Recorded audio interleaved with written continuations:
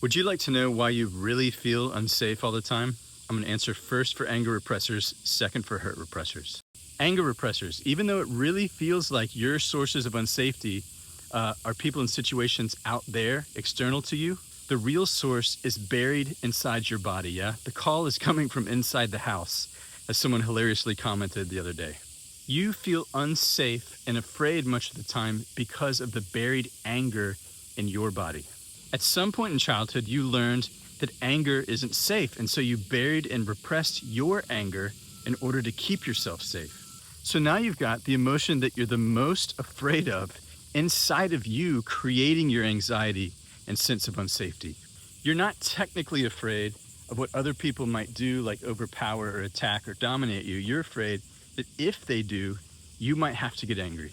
Anger repressors feel unsafe because of their buried anger. Now, hurt repressors, same thing, different emotion. Most of the hurt repressors that I know and work with, underneath their armor, have an inordinate fear of losing people, right? And whether that be by plain old abandonment or people leaving or other people dying, that's where their sense of unsafety is. And guess why? Because they learned in their childhood that grief, sadness, and hurt are both terrifying and off limits. So they repress those feelings down into their unconscious body in order to stay safe. And now anything out here in their external that might make them have to feel their buried vulnerable emotions like grief, hurt, and sadness becomes a threat, right? And this is what drives the hypervigilance of the hurt and vulnerability repressor. They feel unsafe because they're scared of their buried vulnerable emotions, right?